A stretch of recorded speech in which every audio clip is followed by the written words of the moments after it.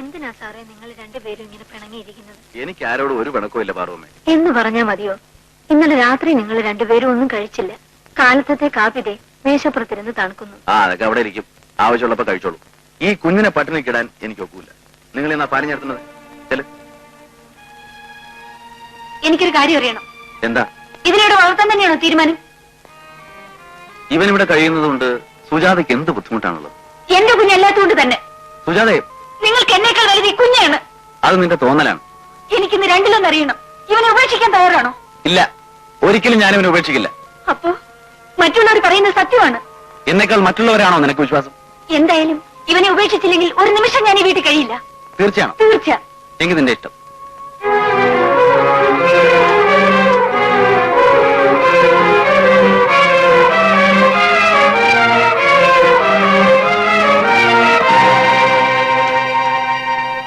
നീ പോവാണോ? അതെ, നിങ്ങൾ അച്ഛനും മോനും കൂടി ഈ വീട്ടിൽ സ്വൈരമായിട്ട് കഴിഞ്ഞോളൂ. സുജാത കുഞ്ഞെ, സുജാത കുഞ്ഞെ, സാറേ കുഞ്ഞിനെ വിളിക്കും സാറേ. സുജാത കുഞ്ഞെ, സുജാത കുഞ്ഞെ, സുജാത കുഞ്ഞെ.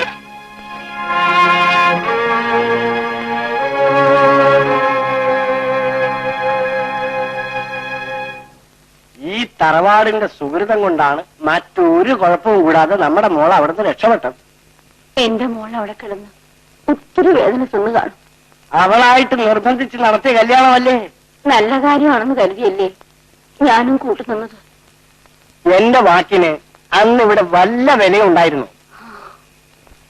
വിധിച്ചതൊക്കെ നടക്കണ്ടേ ചേട്ടാ? വിധി എന്റെ മകളെ കണ്ണീര് കുടിപ്പിച്ചതിന് അവനെ ഒരു പാഠം പഠിപ്പിക്കാതെ ഞാൻ വെറുതെ വിടില്ല. അല്ലെങ്കിലേ നാട്ടുകാരെന്നെ ദാ ഇങ്ങനെ വിളിക്കും. മോനുട്ടാ, നമുക്ക് തുണി വരിക്കാൻ കേട്ടാ. ഒറ്റക്കായപ്പോ പാറുമ്മക്ക് ഇവനെ കൂടെ നോക്കാൻ ബുദ്ധിമുട്ടായല്ലേ? അയ്യോ, അങ്ങനെ പറയില്ലേ സാറേ. ഞാനും രണ്ടെണ്ണത്തിനെ പെറ്റു വളർത്തിയതാ. അത് സ്വന്തം കുഞ്ഞുങ്ങളല്ലേ? വഴിന്ന് കിട്ടിയതായതുകൊണ്ട് ആദ്യവാദ്യം എനിക്ക് ഇവനോട് ഇഷ്ടമില്ലായിരുന്നു. ഇവന്റെ കളിയും ചിരിയും കണ്ടപ്പോ ഞാൻ മയങ്ങിപ്പോയി സാറേ. ഈ ചിരിയും കളി ഇഷ്ടമില്ലാത്തവരുണ്ട് പാറുമ്മേ. ദേ കണ്ടോ, എന്തു പറഞ്ഞാലും സാർ അതേ കൊണ്ടേ നിർത്തുള്ളൂ. എല്ലാരും കൂടി അതും ഇതും പറഞ്ഞാ സുജാത കുഞ്ഞിനെ കുഴപ്പിച്ചത്. സാറ് എന്ന് വിളിച്ചാ അതിങ്ങി പോരും. ഞാനവളെ പറഞ്ഞു വെച്ചതല്ലോ പാറുമ്മേ. എന്നെ മനസ്സിലാക്കുമ്പോൾ അവിടെ തിരിച്ചു വരും.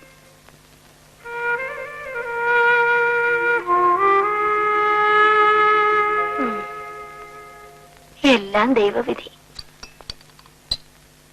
ഇത്ര പെട്ടെന്ന് വിവാഹമോചനത്തിന് നോട്ടീസ് അയക്കണോ? ഒന്നും കൂടെ ആലോചിച്ചിട്ട് പോരെ? ബിൽക്കുൽ ടീക്ക് ഹേ. ചാടിക്കടാന്ന് കോടതി എടുക്കുന്നതിൽ ചാടി കയറിയാൽ ചിലപ്പോൾ അടുത്തെത്തിപ്പോവും. എടാ ദാസപ്പ, എനിക്ക് എത്ര വയസ്സുണ്ടെന്ന് നിനക്കറിയാമോ? അത് പിന്നെ കണ്ടാലറിയില്ലേ? 10-15 വയസ്സെങ്കിലും കാണും. 52 കഴിഞ്ഞതേ ഉള്ളൂ.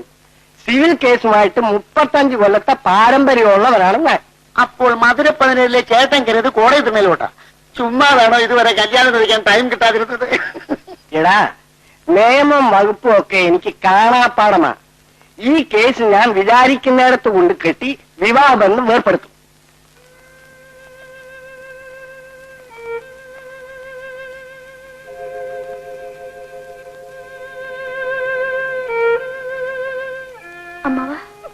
മോളെ ഇവിടെ ഇരിക്കുന്നു.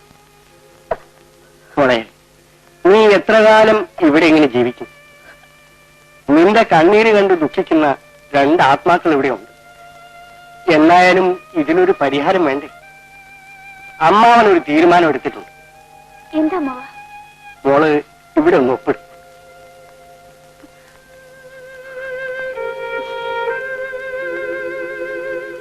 എന്തിനാ ആ ബന്ധം നമുക്കിനി വേണ്ട മോളെ? അമ്മേ,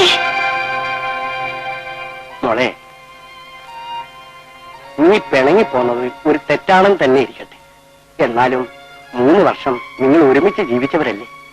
ഇത്രയും ദിവസമായിട്ട് അയാളൊന്ന് തിരിഞ്ഞു നോക്കിയോ? പോട്ടെ, 15 പൈസയുടെ ഒരു കാർഡെങ്കിലും എഴുതിയിടാമായിരുന്നല്ലോ.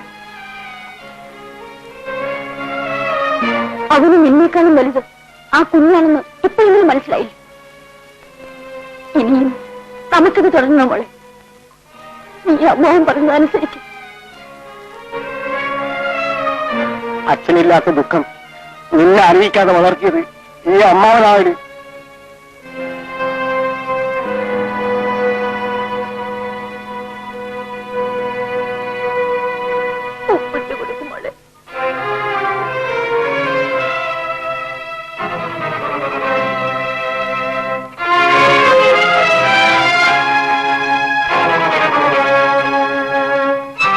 അമ്മയാണ് പറയുന്നത്. ഒപ്പിട്ട് കൊടുക്കും.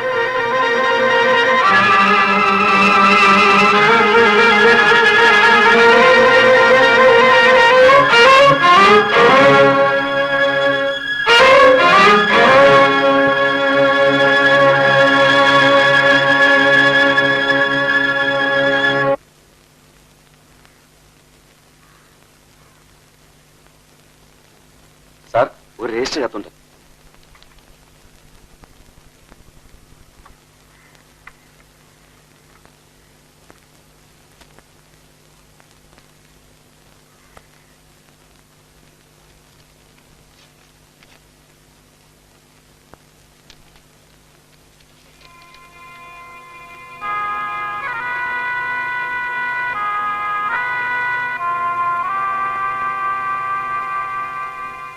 സാറേ, സുജാത കുഞ്ഞിന്റെ എഴുത്താന്നോ?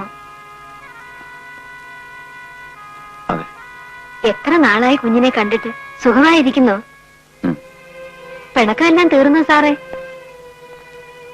എന്ന് വരും? സാറെന്താ ഒന്നും മിണ്ടാത്തത്? പാർവമേ, വിവാഹബന്ധം ഒഴിയാൻ അവൾ വക്കീൽ നോട്ടീസ് അയച്ചിരിക്കാൻ. എന്റെ ഭഗവതി, നിങ്ങൾ രണ്ടുപേരും വിദ്യാസമ്പന്നരായതുകൊണ്ടാണ് ഈ കേസിന്റെ വിധി പ്രസ്താവിക്കുന്നതിന് മുമ്പ് നിങ്ങളെ ഞാൻ ചേംബറിലേക്ക് വിളിപ്പിച്ചത്. ഒരു നല്ല കുടുംബജീവിതം നയിച്ചിരുന്ന നിങ്ങൾ ഒരു അനാഥ ശിശുവിന്റെ പ്രശ്നത്തിൽ വിവാഹബന്ധം ഏർപ്പെടുത്തുന്നത് നിർഭാഗ്യകരമാണ്. മിസ്റ്റർ പ്രകാശൻ, കുഞ്ഞിനെ ഏതെങ്കിലും ഒരു അനാഥാലയത്തിൽ ഏൽപ്പിച്ചുകൊണ്ട് സുജാതയുടെ പരാതി പരിഹരിച്ചുകൂടെ? ക്ഷമിക്കണം സർ, എന്റെ ആത്മാർത്ഥത സുജാതയ്ക്ക് മനസ്സിലാകാത്തതിൽ എനിക്ക് ദുഃഖമുണ്ട്. ഒരിക്കലും ഞാൻ ആ കുഞ്ഞിനെ ഉപേക്ഷിക്കില്ല. മാഡം, ആ കുഞ്ഞുകൂടി വീട്ടിലുണ്ടായിരിക്കണമെന്നുള്ളത് മിസ്റ്റർ പ്രകാശിന് നിർബന്ധമാണ്. ഒരു അനാഥ ശിശുവല്ലേ, അതുകൂടി വീട്ടിൽ കഴിയാൻ സമ്മതിച്ചുകൂടെ? അമ്മയും അമ്മാവനും സമ്മതിക്കില്ല. അമ്മയുടെയും അമ്മാവന്റെയും അല്ല, എനിക്ക് നിങ്ങളുടെ മറുപടിയാണ് കേൾക്കേണ്ടത്.